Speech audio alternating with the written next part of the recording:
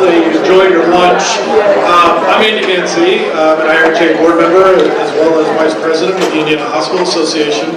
I'm not sure why I was asked to maybe moderate this panel, whether I'm the poster child of this topic or whether Tina just knew that I would not tell her no when she asked. So we have a great panel today. You know, the hope being that we can have a real engaging discussion, especially after eating that heavy lunch, to really get us through the rest of this afternoon. You know, when you really talk about this topic, you don't have to look far to see, kind of the implications. From news articles talking about new states adding, different laws, whether it be CBD, medical marijuana, or recreational. From your social media feeds with everybody debating the pros and cons on each side of the debate, to pop culture, looking at, as far as showcasing and touting the personal use of this substance. Currently 33 states here in District of Columbia currently allow medical marijuana, while 10 went further to have recreational use. The topic of marijuana has all the ingredients for a passionate public policy debate. You've got strong opinions on both sides of the discussion. There's limited scientific, research in the space. You have a discussion of federal versus state rights, personal freedom rights in discussion, the taxing of goods and services, and finally, what are the public health impacts of this type of policy? So today we have a great group of panelists that will kind of provide some insights of the policy discussion from a variety of perspectives. Kind of leading off today, Representative Jim Lucas is going to kind of discuss the kind of public policy implications, and then he has to duty calls. He has to get back over to the State House to do his day job. And then we're going to have Trish Devine, a pharmacist who's going to kind of give a perspective of the kind of the pharmacological impacts of the substance. Then Dr. Chris Dahl, a psychiatrist by training, will give a physician's perspective on the practice of medicine and the mental health impacts. And then finally, Jeff Staker, a veteran and advocacy leader, will give a personal perspective on the impact to the patient. So please welcome Representative Jim Lucas. Thank you. It's an honor to be here today to talk about this. This has become one of my more favorite issues to discuss. I used to be impartial to the whole CBD cannabis issue. I'm a constitutional, small L libertarian, live and let live type person, and this was one of those that I didn't know a whole lot about, so I didn't wade into it. But a few years ago when Indiana had that hot mess of an issue with the CBD, we couldn't figure out if it was legal or illegal. The Attorney General made an announcement that it was illegal. The governor come back, put a moratorium on it, said it was legal. Anyway, we finally got that fixed. But during the course of all that, I took it upon myself to educate myself as much as I could on CBD, the pros and cons. And the pros far outweigh the cons. And the benefits that it provides to people, that it offers to people, it boggled my mind that had become the mess that we allowed it to. I keep a very open page, thread, whatever you want to call it, on Facebook, public. Get a lot of interaction on there. People start seeing me speak up on that. I start getting a lot of personal stories, people that were getting help by this. And now, the people that don't want this issue to progress, they call that simply anecdotal evidence. But if somebody comes up to me and tells me that they are helped by a product, that has improved their quality of life, that has made them productive and functional, that's good enough for me. Not to say, now any rational person said, yes, we have an obligation to look at the dark side of things, of course we do. But we can't dismiss it based on decades-old stigma and misinformation and outright fear-mongering that we're seeing right now. Now the CBD led me into cannabis. And again, I did not know that much about cannabis. I do not profess to be an expert on cannabis, but I know enough to convince me that cannabis is the right thing to offer our Hoosiers. Took it upon myself. I toured Illinois. I know Trish here, she's going to talk about keeping everything regulated and in check. And again, small L libertarian to the degree necessary. I went to Illinois, met with state officials. They're a medical cannabis state. toward a state-sanctioned grow facility, a state-sanctioned dispensary, and they have a seed-to-sell program, which really impressed upon me. The plants, the cannabis plants, which are highly controlled, from the time they're viable, they have a barcode attached to them. The second that barcode gets assigned to that plant, it goes into a state database. So the state can control that plant from seed to sell. Okay. Illinois, Michigan, Ohio currently have medical cannabis programs. Kentucky's pushing very, very hard. I'm working with their rep that's leading the issue down there, and he says things are looking promising. Indiana, we can't even get the discussion on the table. And I cannot tell you how much that frustrates me as a legislator to not be talking about this issue. This summer, I took it upon myself to go to Colorado. Colorado's a recreational state. I wanted to see for myself how they are controlling a substance that we can't even talk about here. And again, met with state officials, met with professionals in the industry. They have an even better method of controlling that I thought. Not only did they have barcodes on their plants, they have little radio RFID chips that they can control from seed to sell. Yes, I went to a dispensary. Yes, I bought some. Yes, I tried it. Yes, I loved it. It was good. I'm a responsible person. You know what? Best night's sleep I've had in years. I'm 54 years old. I've been hard on my body. I ache. I don't sleep well. My mind never shuts down. Talked to a professional, knew what she was talking about. She said, what are your goals? This professional in this state-sanctioned dispensary said, I'd like a good night's sleep. She said, just the strain for you. She gave me a good indica. She said, no, don't drive with this. Take this back to wherever you're staying. Now, what method would you like? And this is what's really cool. Once you educate yourself on this, we have to get past the stigma of the old stoner standing out back in the alley behind the shed smoking a joint.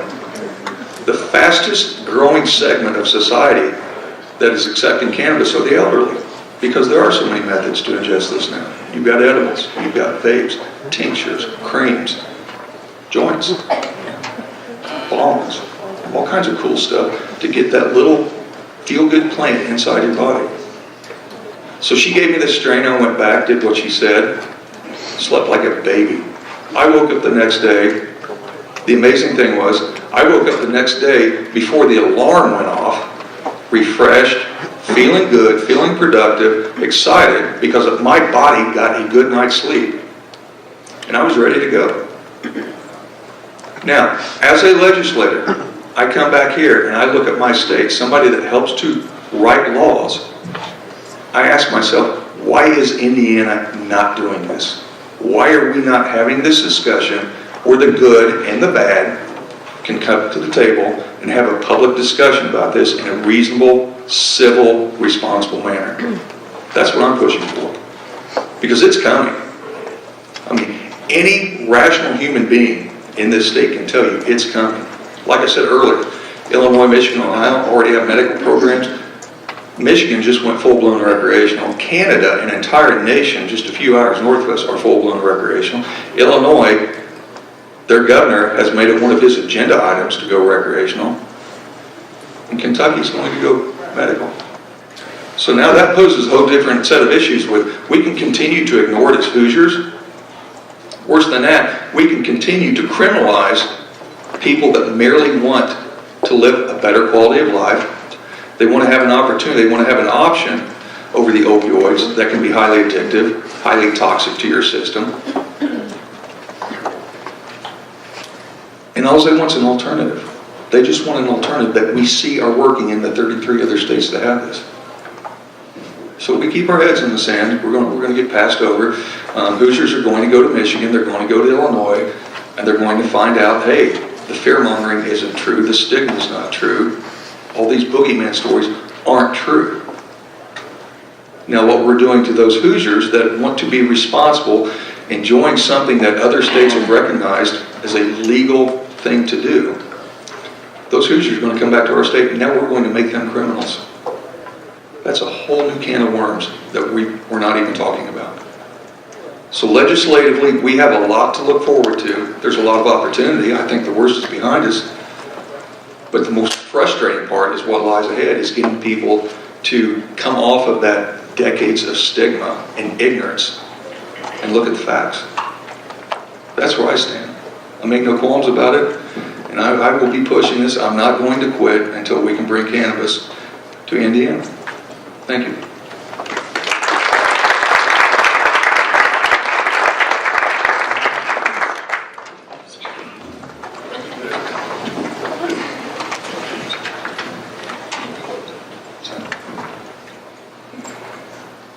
Okay, so I'm a pharmacist, and I actually just really going to go back over, in hopefully layman's terms, like the pharmacological overview of what cannabis and cannabidiol, CBD, is, because we keep hearing that, and a lot of people might not know really what the difference is, what is it, and then kind of talk about some pros and cons. So I became interested in this subject is I was taking a walk like a year and a half ago with a friend, and she's a nurse, and she's like, hey Trish, I just started CBD oil. And I'm like, what's that? And why? And she's like, oh, for my gout, I take it sublingual under my tongue and just a couple drops. I'm like, oh, where'd you get it at? And she's like, oh, online. And I said, well, who told you about it? She's like, did your medical provider tell you about it? And she's like, no, just a friend of mine said it's a miracle drug and you should try it. It's really good for any type of pain. And I have this gout and I thought I would try it for that. And I said, so you're taking this, you got it online. I said, how much is in it? And how much are you supposed to be taking? And she's like, oh, I don't know. And I said, what's the inactive ingredients? And is it making a difference? And as you can guess it, she started to really regret telling me that she was taking CBD oil. So I decided, what is it? I wanted to know more about it. So that started my research. So cannabis, just an overview, is the cannabis plant. There's really 3 main varieties, but there's more. And the cannabis that really makes you, has a lot of cannabinoids in it, over 120 of them. The one most famous one of the cannabinoids is your delta-9 tetrahydrocannabinoid, or THC. So that's the active ingredients that gives you those psychotropic effects. So that's the one time, and so how does that compare to our cannabinoid that is in our CBD oil, and that's cannabidiol. And so that's another one of those 100 cannabinoids that are in these plants. And they work in your body. So your body naturally has an endocrine cannabinoid system. And there's different receptors. So there's CB1 receptors and CB2 receptors, and there's actually discovering more receptors. They're calling them CBX receptors throughout your whole body. CB1 receptors are mostly in your central nervous system, and the CB2 receptors are actually throughout your body as well, but they're mostly found in your gastrointestinal system as well as your peripheral system, nervous system. And so when you're in marijuana, which has our THC cannabinoid in it, it actually works on both sets of those receptors, where your cannabinoid really works mostly on your CB2 receptors. But your body naturally has these endocannabinoids in your body that they actually send messengers to your cells for your cells to work. But because they're throughout our whole system, I think that's why we see so much of the effects in different areas. So it just seems like these products are being used for, I've seen them for pain, for gout, the gastro, enteronitis, ABD, seizures, so a whole gamut, and it's because these receptors are throughout our whole body. So now that we just kind of have a general idea of these systems and how they're working, what's the difference between now the cannabinoid, the CBD oil, and our cannabis that has a THC? Basically, it's because the cannabis has that psychotropic effect where the cannabinoids does not. However, the cannabinoid products, or CBD products, can legally have less than 0.3% of THC in it. And I'm going to talk about that a little bit later. So to make it legal, follow those hemp laws and regulations that have been brought forth by our government. So that's the difference between the two. And there are some legal forms available. So that there are states that Andy had talked about that has actually cannabis is legal. Indiana is not one of them. But if you are in one of those states where there is medical marijuana is legal, there are dispensaries that actually regulate the THC amount, and Dr. Lucas talked about it, how definitely it is very regulated, and how they can control how much THC is in their products is very important. And so those states that have these dispensaries, and they vary state by state of how much THC is legal in their medical marijuana, as well as what conditions can they be prescribed medical marijuana for. So every state has their own state legislature on the quantity of THC in their products that can be dispensed, as well as what medical conditions have been approved for use of their medical marijuana. There's synthetic cannabinoids, and that the Federal Drug Administration has approved. There's 2 products that are synthetic that have the Delta 9 THC in them, so that would actually give you that high. Dronabinol is actually used, it's a Schedule 3 controlled substance. It is oral capsules or liquids, and it can be dispensed here in Indiana. So a lot of the indication is for antiemetic for cancer patients, as well as a stimulant for appetite stimulant. So I've seen it dispensed at a lot of elderly that have been on this product, and so it's obviously controlled and legally obtained, as well as another product, Navalone, is another THC analog, and it's actually Schedule 2, and it is approved by our Federal Drug Administration. So these 2 do have that psychotropic effect. You don't see the quick high that you would if it was that you see in medical marijuana that is actually obtained that you would smoke or vapor inhale forms, because you don't receive it as quick because it's a capsule form or liquid form. You're ingesting it orally, so it has not been seen or showed a lot of very little diversion of that product, because people don't get that quick high that they're seeking for the recreational cannabis or the medical marijuana. So I always want to say, show me the data. So there have been, I looked at the clinicalgovernmenttrials.gov, and there's been 392 completed studies on cannabis here in the United States. And these studies actually have shown that THC can be used as an antiemetic, so that's probably why these 2 drugs have been approved. These synthetic THC medications have been approved. There's also been shown to reduce inocular pressure for an analgesic and for an appetite stimulant. There's some studies that show that there's possible effectiveness for headaches, anxiety, Tourette's syndrome, urinary incontinence, and muscle relaxant. And some studies on seizures, depression, and alcoholism have been inconclusive with the THC cannabis. But then going on to the cannabidiol studies, the FDA actually just approved in June of 2018 a cannabidiol product. It's called Epidiolex. It's an oral liquid. It's 100 milligrams per mil, and it's been approved for seizures. So it is showing that it does help with that seizures. CBD preparations are not regulated and not considered controlled substance unless it was the ones I just mentioned. And so I looked at a couple studies that were looking at products that had cannabis and CBD in them. So out of the cannabinoids, there were 2 USA studies that looked at their products to see if what they said on the label had the concentration amount in them.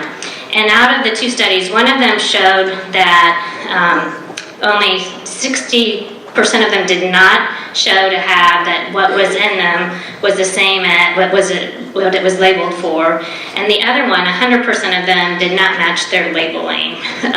Some had more and some had less.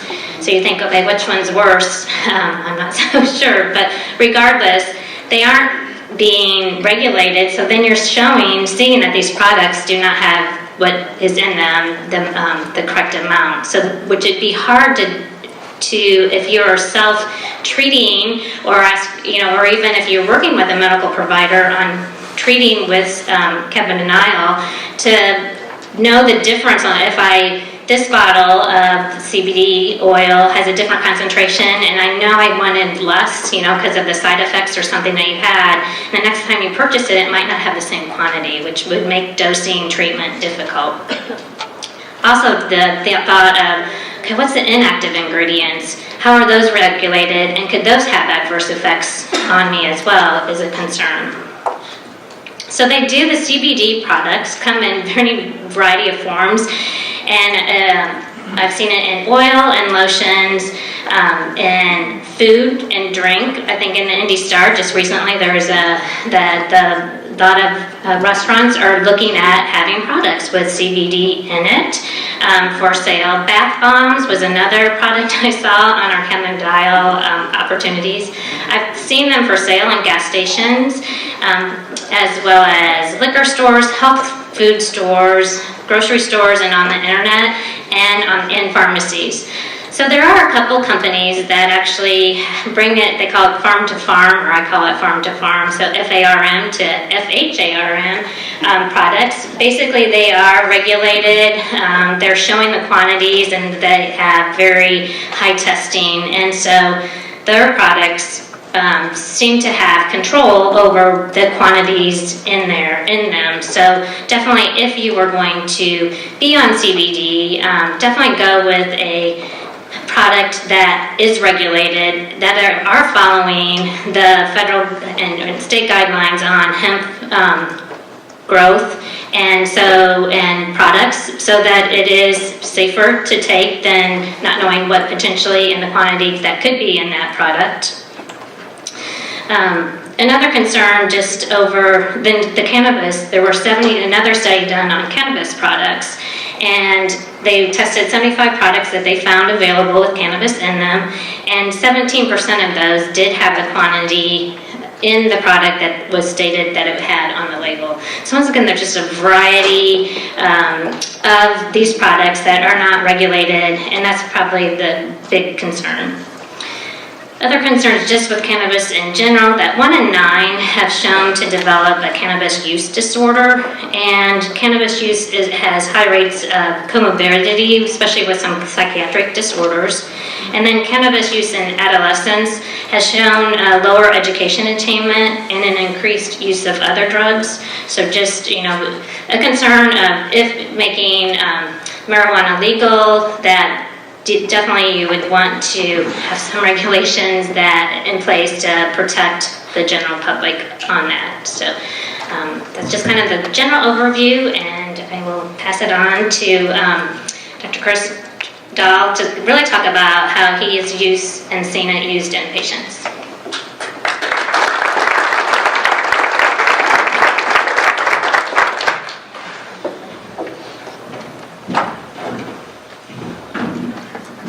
Squeak. Like so often in the work I've done in substance use, I joke that from my residency forward, I was the last person to say, okay. So I have been through the back door in substance use throughout my life, and most prominently I'd say I have treated people with opioid addictions with what is almost a miraculous substance called buprenorphine, and it is incredible and changes life. People's lives would come back to me and they got back together with their spouse, or they got a job again. It's abused too, it's sold, has a high market value.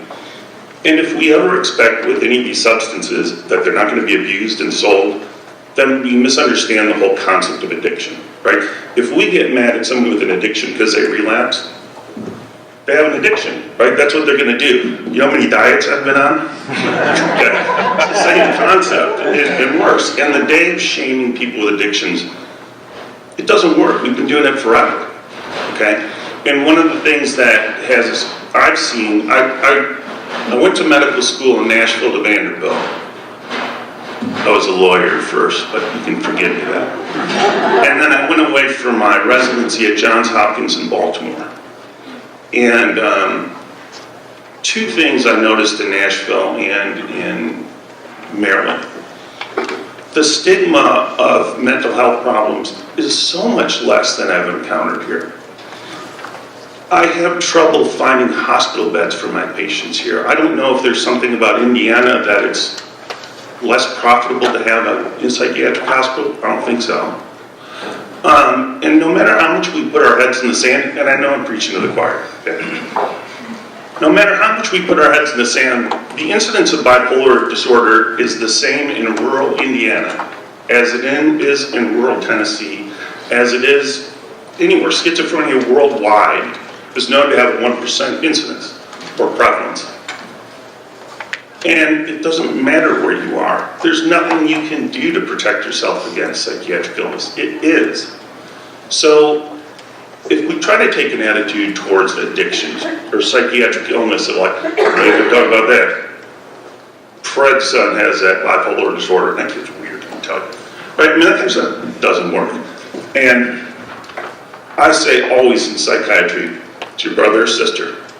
And if you don't have it there, but for the grace of God, you're just lucky enough not to have it. And what I'd say in addictions is, I look at addiction as having a bad off switch, okay? There are all sorts of discussions about whether this is genetic and whether it's disease. I think genetically what goes on is, most of us, we were in college and we got a hangover when we drank. That's pretty much enough not to drink for a while. But a person with a bad off switch, that's not enough, right? For whatever reason, their stop switch isn't as good through no fault of their own. It's not that they're weak people. It's a lot harder. So I think that's what they encounter. Now I am going to gore a couple of sacred oxen, I think, up here. There are a lot of studies on marijuana. They're not very good. The problem is that the best studies, and some of the best studies actually were developed in psychiatry in the early studies of lithium versus Depakote for its efficacy in bipolar disorder.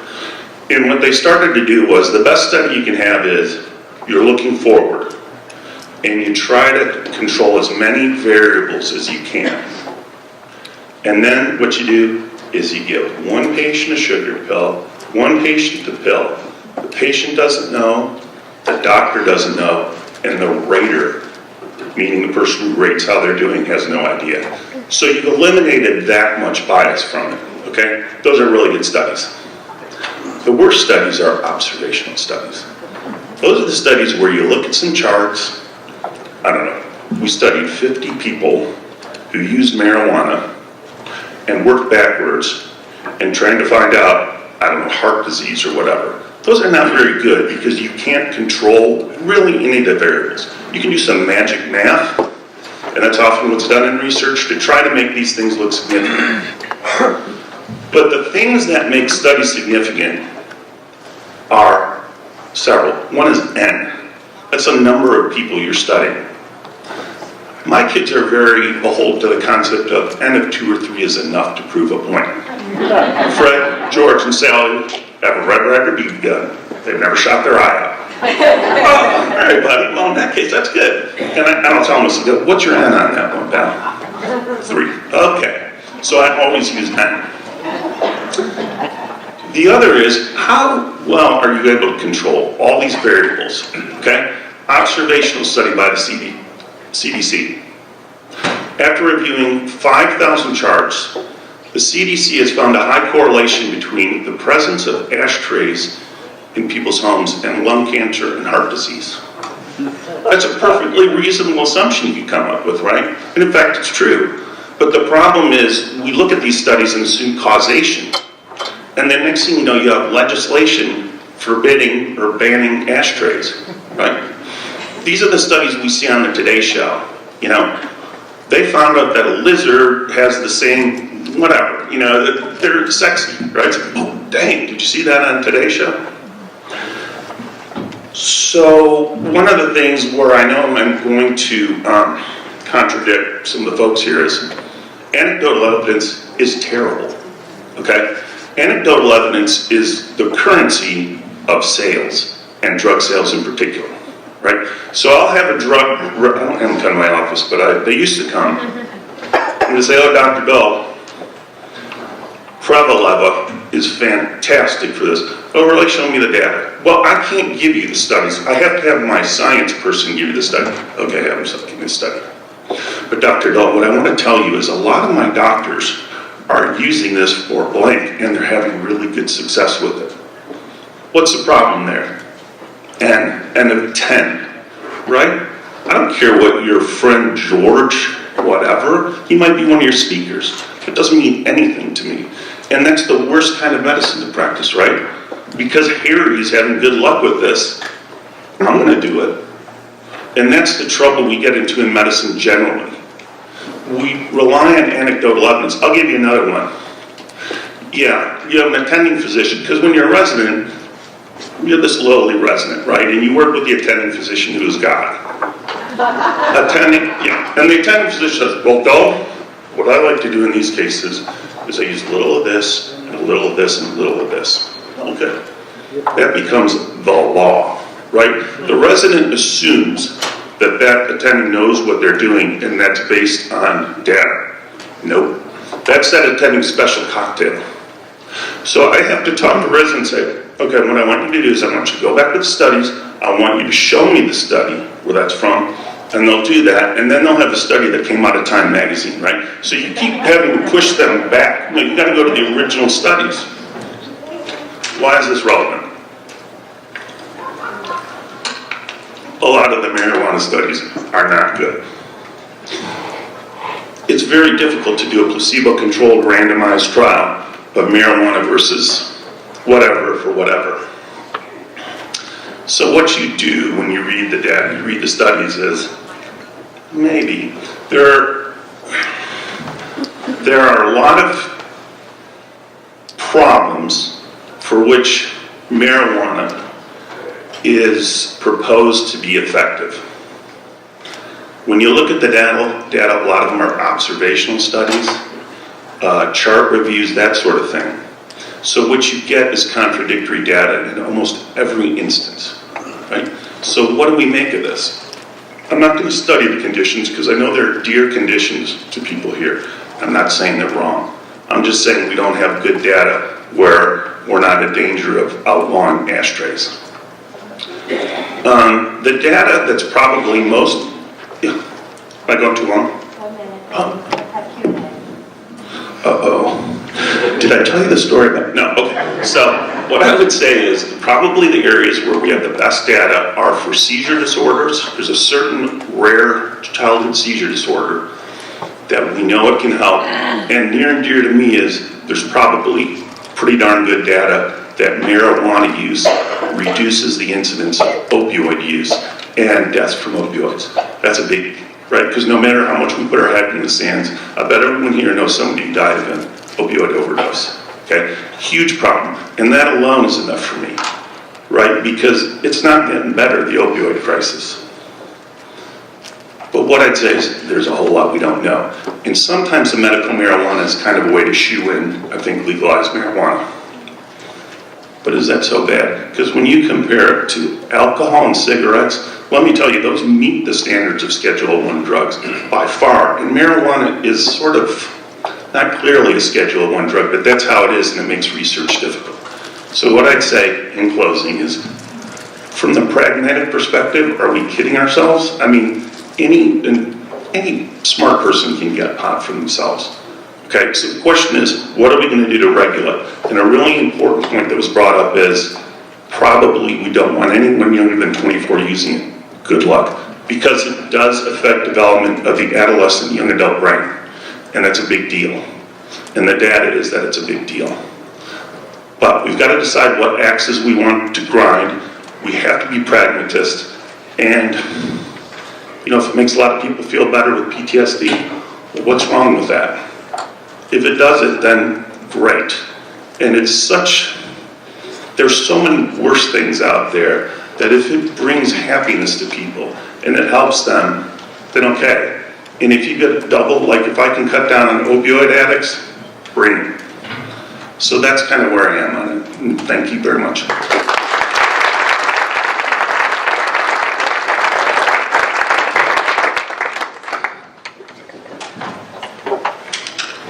Save the best for last. I thought I was going to sit down and I didn't have too higher to go. So. Anyhow, I'm here to tell you about my organization, Hoosier Veterans for Medical Cannabis. My name is Jeff Staker. I'm going to give you my layman's term for the definition of medical cannabis. And I'm going to draw you a picture of a battlefield that's taking place here within Indiana that I think you'll find quite interesting. And I'm glad that Dr. Box this morning gave you all the statistics on the opiate crisis that we're having and continue to have going forward. It all started with me in the summer of 2016, speaking to my VA doctor. Prior to that, I was on oxycodone for approximately 10 years, and I was running out of my medications early and running the risk of accidentally overdosing. So my doctor discontinued it, and I didn't have too much of a problem, maybe for a couple of weeks, a little edgy. The pain that I took the oxy was coming back, and I tried to treat it with alcohol. But I asked my doctor, I said, what about all those states passing these medical cannabis laws? At the time, there was under 20, I think. And he says, if I could prescribe and recommend it, I would. And I said, Doc, say no more. I started Hoosier Veterans for Medical Cannabis, and it's been rolling downhill and getting bigger ever since. So our organization started in 2016. I use it just like a military operation. I'm glad the military has given me a lot of experience. I've divided the state up into the 9 congressional districts. We assign district leaders. We have supported medical cannabis resolutions that were adopted and passed through the Indiana Department of the American Legion, the VFW, and the AMVETS. If you look at that, that represents hundreds of thousands of our Hoosier veterans that are supportive of medical cannabis in one form or another.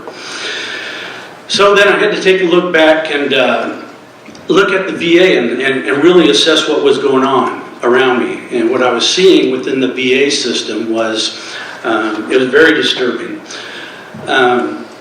Veterans were dying at an alarming rate, really due in part to VA negligent policies and practices, and believe it or not, with the CARE Act of 2016.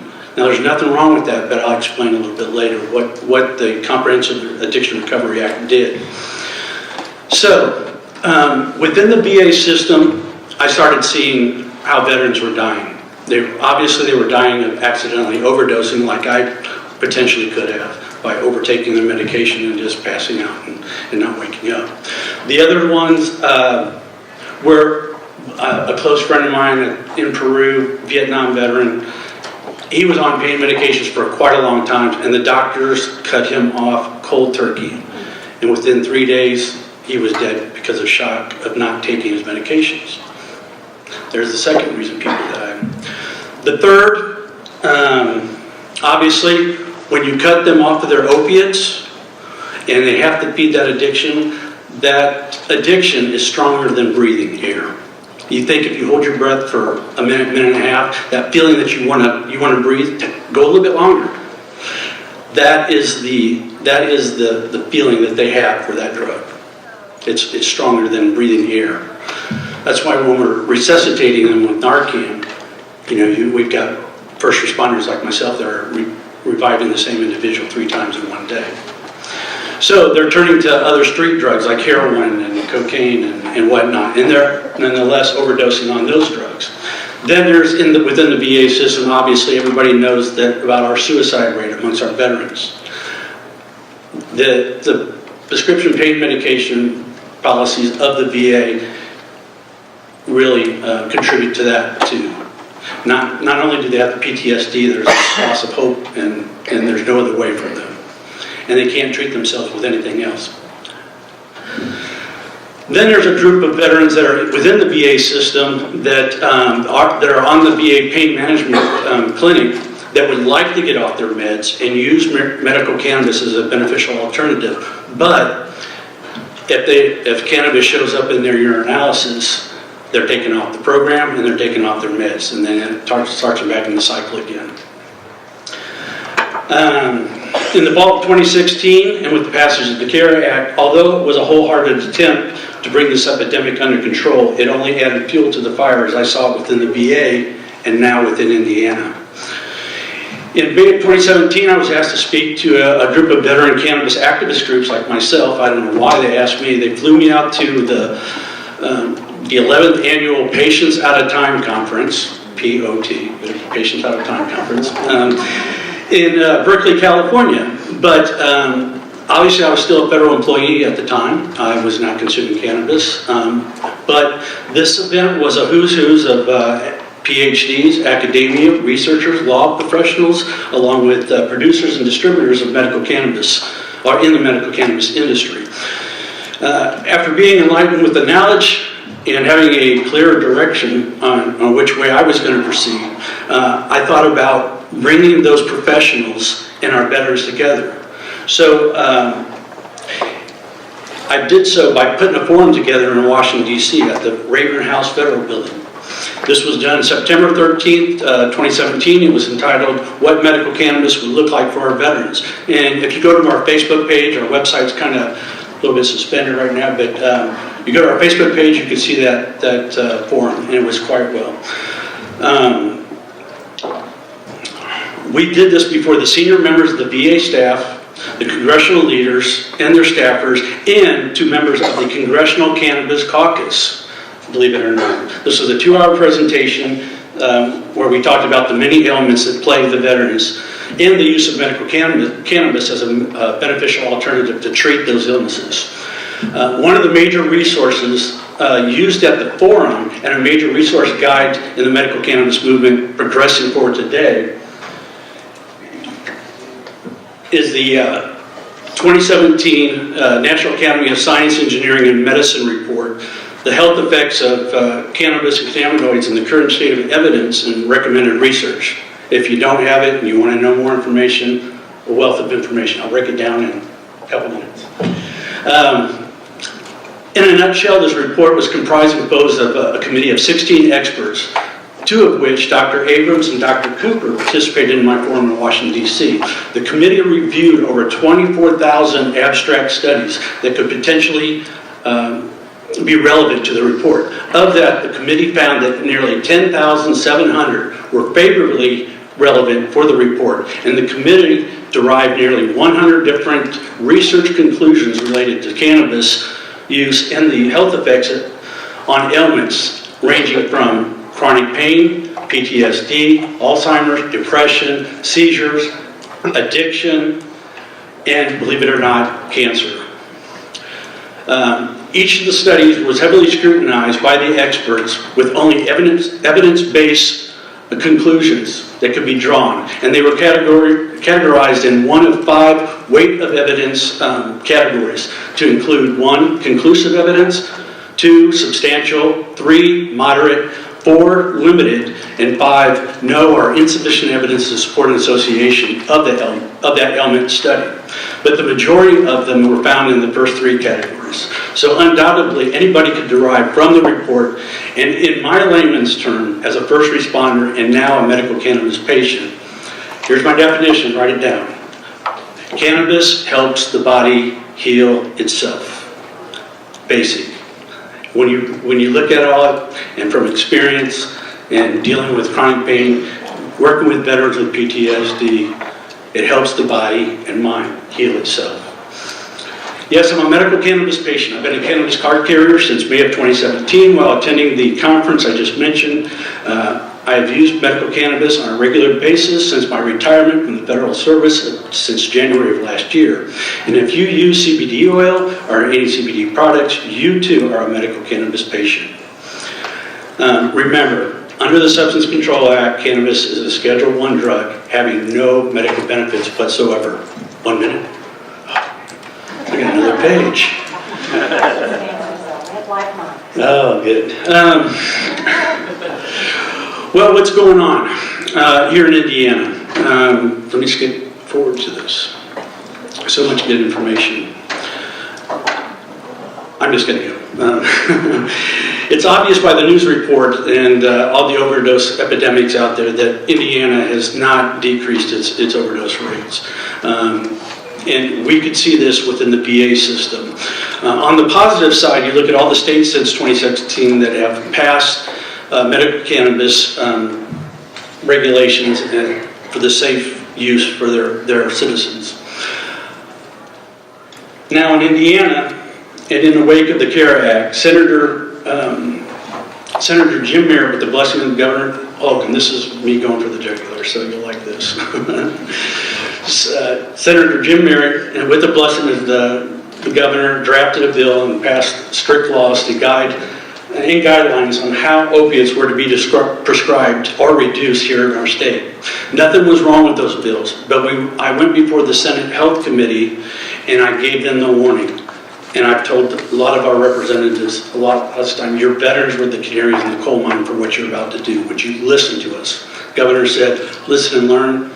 I have yet to talk to Governor Holcomb, though I reached out to him on numbers of times. Anyhow, nonetheless, like the VA, they just had the opposite effect, as you can see by the numbers given this morning, of what they were intended to do. If you look at the governor's State of the State address, he says the number of opiate prescriptions are down, quote unquote. Yes, that's what the bills were intended to do. But that increased the epidemic that we're having. Let me skip a little bit forward. In states, we've seen an average reduction in those 33 states on an average of 25%. And in Indiana, I've seen studies where we have increased ours within the past couple of years, 28.6%. Very simple math, even a Marine can figure it out. In closing, thank you. I spent half my military career training, learning and training Marines how to kill the enemy as an infantryman, machine gunner, and a scout sniper. I've seen so much carnage, but I have never seen so much carnage and death than what is going on around us here today, caused in part not by bullets, bombs, or IEDs, but by the pen, parliamentary procedures, and an apathy of those who are supposed to be our servant leaders. Now, the other half of my career is a federal security police, a firefighter, a first responder, and a man that stands before you here today is trying to fight the good fight to preserve all sanctity of life with this God-given medicine. And by the anthem of our Constitution, where life, liberty, and the pursuit of happiness were not just the guarantee of our forefathers, but I believe they were written in order of precedence as a freedom for all of us to live and enjoy. You know, on the battlefields, whenever a young Marine or soldier, sailor, or airman goes down, there's a horrifying cry that goes out, corpsman, medic. You know, without hesitation, and with a total unselfish disregard for their own safety, that corpsman or medic rushes out to give immediate aid, even in the face of danger. They are truly the heroes amongst heroes. Are you that medic? Are you that corpsman sitting here today? I hope and I pray that you are. With that, I thank you.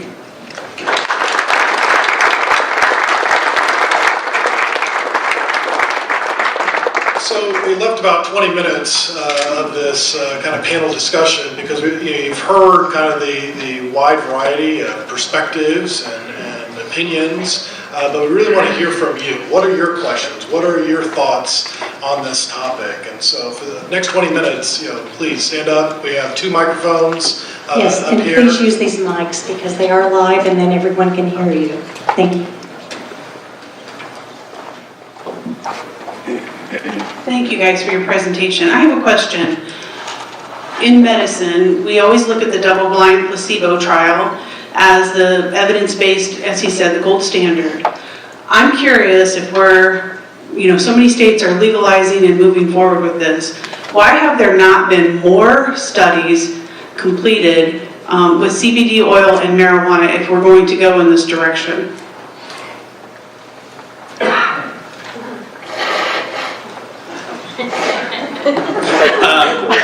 Well, I was going to mention that right now there's a FDA-approved study just finalizing by Dr. Sue Sisley that's working with medical cannabis and PTSD. And I talked to her a couple weeks ago. She was limited on giving me information because she's got to finalize a report and she would not put out that information. But I asked her, does it look positive? She said, absolutely.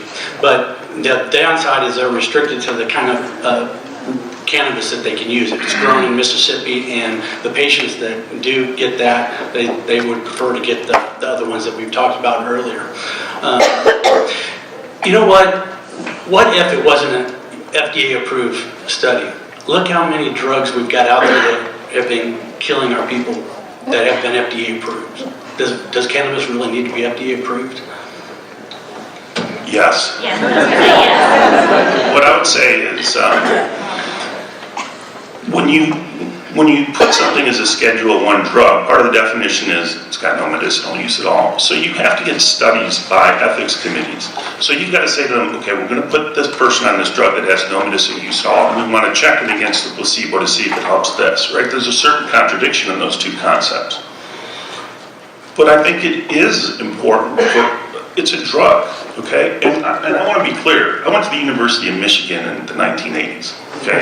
So did I. UC, all right? Yeah. So I don't have an extra grind, but what I'm saying is we've got to we can't just willy-nilly, and all I can say is I've reviewed the studies myself. I haven't seen any conclusive evidence of anything, and I used a Cochrane review, which is the most reliable. And at Johns Hopkins, we have one of the foremost substance use programs and research programs. I'm not trying to give you a hard time, but we need to know what we're getting into. Does that mean I don't think we should legalize it? No. But what I'm saying is we need to have our eyes open, and there is some reasonable data coming out that it's not all good. Marijuana is not harmless, nor is alcohol or, cigarettes. Do you remember Hash Bash Day? I don't know what you're talking about. I don't remember it. So we brought up a lot of subjects, and one of the things, this is some fact-based statements I'll make, probably pose a question at the end, but a couple things. I think what was certainly said is that I think marijuana may have some utility in medicinal purposes, but there are a lot of risks associated with that drug, and there are a lot of risks with that drug's profile changing over the course of the 70s and 80s versus what we're looking at right now. And we'll just talk about concentrations. Back in the 70s and 80s, most of that marijuana was about 1% to 3%. If you remember the Cheech and Chong era, that's pretty much what you were smoking. You got Thai sticks, maybe 6%. But now we're looking at a national average of 10 to 20% THC. And you can have cross-hybridized plants up to almost 50%. So Paracelsus had a great statement that used to say that dose determines the toxicity, right? The drug that is being delivered now is not your mom and your papa's or your grandpa's marijuana, okay? So you can have hypertension, you can have psychosis, you can have a bunch of other problems with that drug, and as you increase the dose, right, you're going to have more exacerbated profiles with that drug. Let's talk about public safety and drugs and driving, right? That drug impairment of that drug can last anywhere between 4 to 6 hours. If you have to be a pilot and you have to run more complicated tasks, multitasking, it can be impairment out to 24 hours. How many people can drive their car? How many people drive by cars and see people texting while they're driving? Now ask your brain, who has had a time and neuromuscular distortion, to execute a vehicle at 1,500 pounds and text and drive at the same time. You're asking for a more complicated task, and your brain cannot execute the executive function in your brain, cannot accurately deliver those tasks. The neuromuscular functions in response to those executive functions and requests are delayed, right? So you're exacerbating that. Now, that's just the public health risk with respect to DUI. What about addiction? And what happens when you're trying to multiplex an addiction treatment and compliance, right? If you allow CBD oil, you may have heard me make that statement earlier today, I'm doing a small controlled study, and if anybody has any additional patients that are doing controlled ingestions of CBD oils, I'll take the product and I'll test it and I'll also test their urine. But these people are testing positive for the metabolite in their blood and their urine. Now you have the risk of medical legal issues super compounded with civil liberties being lost.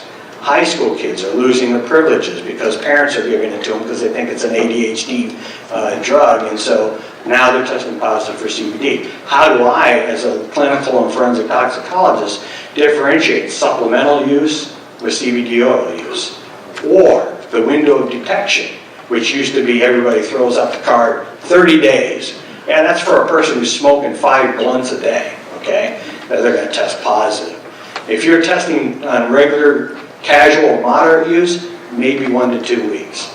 Well, throw back to the 40% THC I'm talking about, or the edibles. The distribution of that drug and the route of ingestion changes the profile of that drug. You increase also the concentration of an intermediate metabolite called 11-hydroxy tetrahydroxycannabinol, which has also pharmacological effects superimposed on the THC. So there's a lot of things that aren't being vetted, although I am not against this drug being used as a medicinal purpose. We just have to go in it with eyes wide open, okay? And look at it from a public health perspective, from a medicinal perspective, from a psychiatric perspective, and from addiction profile. Thank you.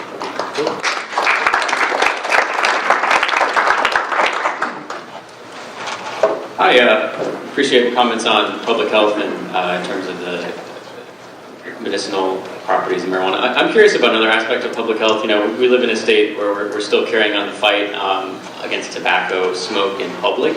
And so just in the context of smoke-free public spaces, I'm just curious for the panelists' thoughts on ensuring that non-users aren't susceptible to smoke or secondhand aerosol from marijuana products?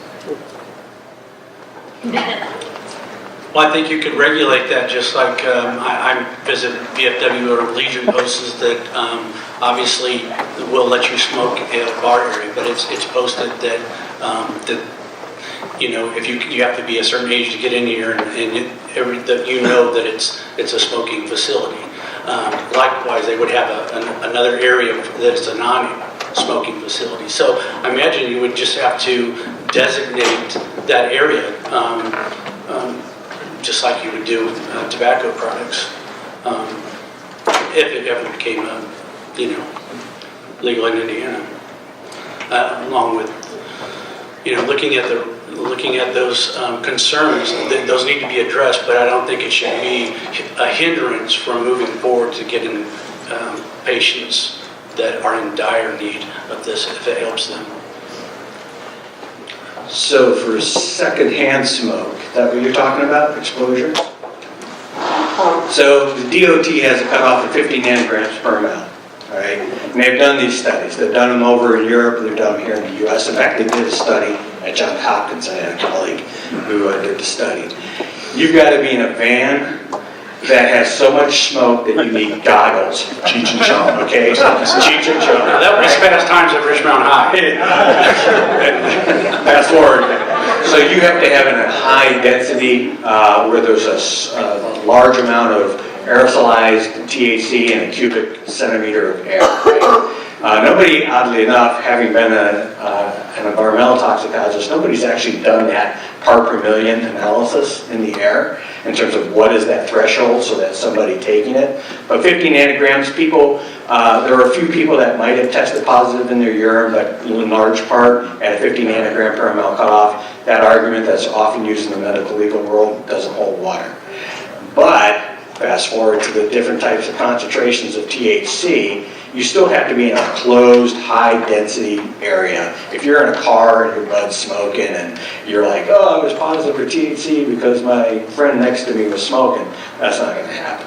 Okay, you just won't reach that threshold, even with the higher plants, the cross-hybridized plants, I suspect. So I think the THC is certainly one aspect of the conversation. I'm thinking more in terms of folks with breathing disabilities, chronic lung disease, who are affected just by smoke in the air. Not just worried about testing positive. So when we have the standard of clean, smoke-free air, that's sort of the bar, rather than saying, oh well, the parts per million or there's not enough concentration of THC in the air to be concerned for someone who's not interested in ingesting the substance. I'm thinking more in terms of just a burning product is a burning product, and that's harmful. It triggers asthma attacks. It triggers lots of other things. So, we know from the CDC's day, there's no safe level of secondhand smoke exposure. So just in terms of the context of secondhand smoke exposure writ large, are we having that conversation about potentials for some unforeseen consequences when you're talking about increased public usage of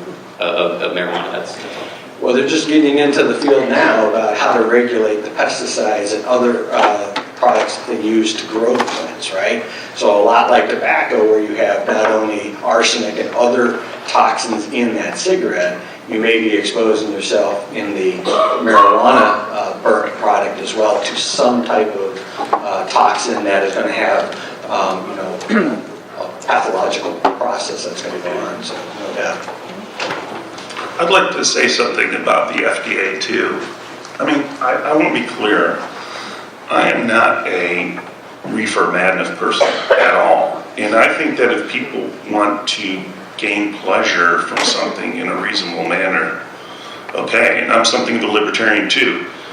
But the problem that we run into is how many people have heard of Prevagen, right?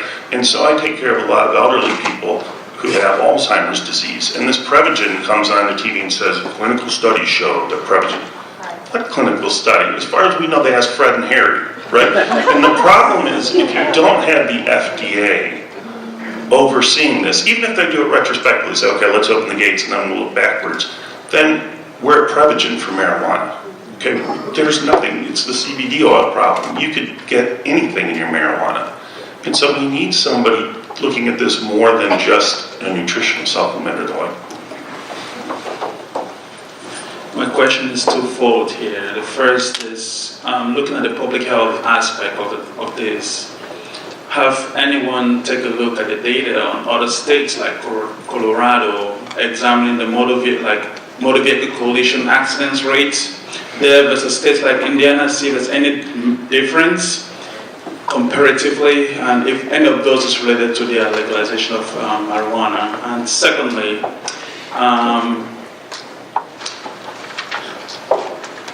so with the medical marijuana, is there, I know there's a lot of talk about THC, and let's talk about a cannabidiol.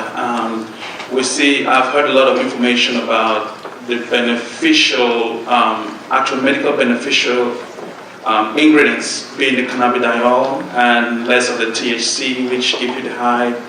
Are we looking into maybe doing more precise extraction of that CBD and focusing more on that than the THC?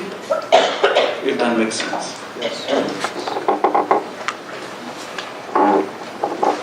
Well, I can answer. The Colorado studies did just come out like a year ago, and there has been an increase in motor vehicle accidents, way up.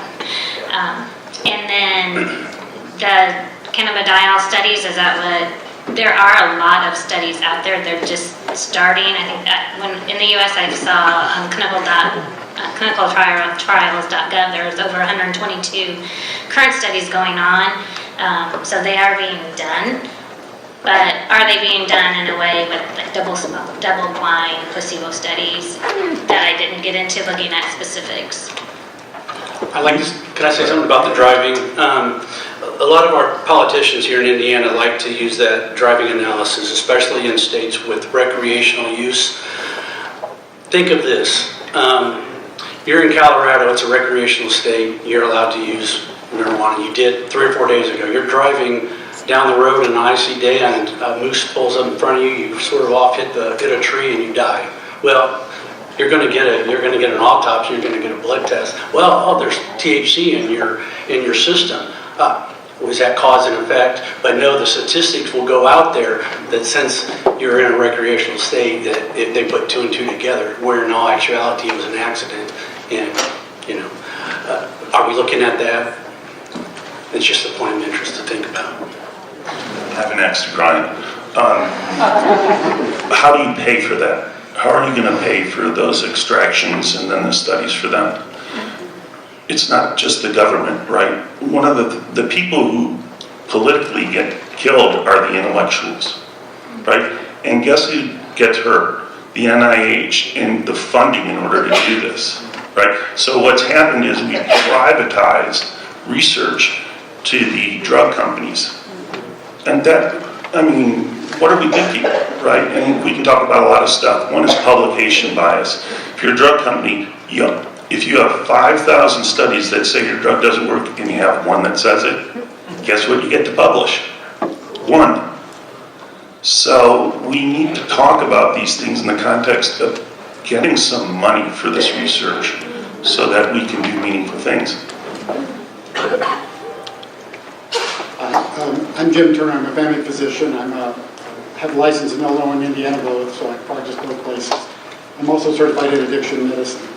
I prescribe medical marijuana in Illinois. I have for probably 7 or 8 years to really a handful of people. And just for you that don't know, the way it's done in Illinois is if the person has an interest, we talk about it. And the state of Illinois has about a list of about 40 diagnoses that they approve. PTSD is an example. And so you try to go back and get some history on a person, what's their PTSD history and so forth.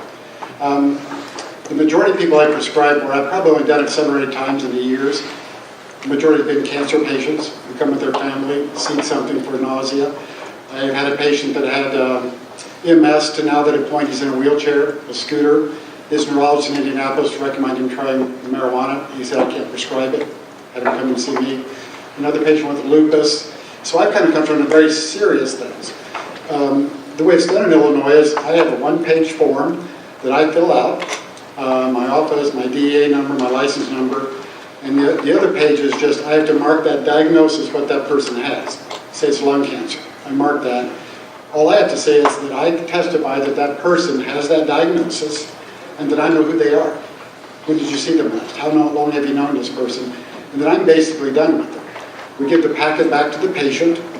They submit it to the state of Illinois with a $100 fee, I think it is now. In the past, they required fingerprinting and a background search, but that's no longer required as I understand it. And then I hear nothing. I never know if the person gets it, doesn't get it. So in a way, I'm not truly prescribing it. I'm opening the door, I guess. I never hear another thing. The patient can go to a dispensary, the closest one's in Effingham, Illinois. Supposedly there's a consultant there that works with them. What do you have? Some type of terrible neuropathy, is this PTSD, and may prescribe some type of marijuana that's thought to be more appropriate for that. But again, I never know about it. Now, I had a patient who I've taken care of for 20 years. Sadly, lung cancer is a young man, 52 years old. So his family came, he started on chemotherapy, he was sick, so I prescribed the medical marijuana for him. On the form, there's a form that you can mark that this is a terminal case, like a hospice case almost. And even though we marked that, terminal, and it was sent by his family to the state of Illinois, he died 7 weeks later and never got medical marijuana from the state. I don't know why. I don't know if they were that far behind, if the work caseload's too big. But his work buddies brought some pot in for him. Of course, he died at home. I made a house call the day before he died. So just letting you know how what's kind of interesting in Illinois is I'm not an advocate one way or the other. To me, I'm not truly prescribing. Now, that's an argument. But they made it fairly simple. I don't make a moral decision on whether it's good or bad. If I feel like the patient has an appropriate condition, and again, the handful of I've done have been cancer patients or serious neurological disorders. It's not for low back pain. It's not for simple things like that. But I have done it, and it's relatively simple. I never hear another thing whether people ever got it or not. And they never bring it to me and say, Doc, I need to change my... I've never heard anything from anybody in my 7 or 8 times that I've prescribed it. So that's the way it's been going in Illinois. I just wanted to give you a background. You know, being a medical cannabis patient, whoever thought of medicine could be like picking out a bottle of wine. It's really like that. You prefer one wine over another. But I like to relate it to alcohol in a sense because non-alcoholic beer, I consider it CBD oil. With the 0.3%, and then everything else from beer to whiskey. You can put cannabis in that category. It could be a glass of wine for you. It could be that shot of whiskey. It could be that moonshine. It could be all those things. But the thing about it is, it's like the simplicity of it. It's like Goldilocks and the Three Bears. This one's too hot, this one's too cold. Nothing's going to be too hot with cannabis that it's going to kill you, like all the medicines that we're taking from pharmacia. So, yeah, you do it responsibly. If you've never tried a certain brand or strain before, it's obviously you need to be in an area and control yourself where you can experience what that is actually doing for you. We have time for one more question. All right, one question and one point. I've been doing a lot of work in clinical trials, and what I think people don't realize is you have two major sources to do a multi-site, large enough and clinical trial to have good conclusions from. The two major sources are the NIH, which is a federal organization, so therefore it's a Schedule I class drug. It is really effing hard to get money to study any marijuana product. The second organization that does it is pharmaceuticals, and I work with them as well. What is one of the most lucrative pharmaceutical organizations there is today? Opioids. There's a lot of people in America who are employed and make a lot of money off this drug. So again, one of the major reasons lobbyists in DC, whether you be rural health or opioids, there are people in DC who have a lot of financial interest in this drug market and this conversation. Going back to your point about axe to grind, what you just said, I think it is actually really important to have the physician. I think, where was the family physician doing? Like, that's super dangerous. Like, as a future physician, if I don't know what my patient's on, and they have bipolar, they have schizophrenia, and they start taking it, they have a crisis, and I don't know when they're on my psych ward, that is a recipe for disaster. Blood pressure medications. We now have probably 10 to 15 different blood pressure drugs. What I'm going to give you varies very much so on your medical history. And if we're going to treat cannabis as a drug, by all means, let's do it. And again, my friends know, I personally don't, but let's understand what it's going to do for you and do it the right way. And I think that's the biggest thing here is, for me personally, is I would love to be able to say, here's your genotype, here's your medical conditions, this strain is what will be best for your neuralgia, your neuropathy, your PTSD. But without the information, we're all going in blind, and that's never worked well for anyone. The farther we keep going along and into this, like Jim Lucas said, he talked about, I like to get a good night's sleep, and the pharmacist. But Xanax will also give you a good night's sleep. Exactly. But we don't do that because we know there are side effects. But the more we go along, we find out what strains work for certain ailments and stuff that are correct. It might not work for that individual, but I understand. Exactly, but we're now learning for psychotropic drugs.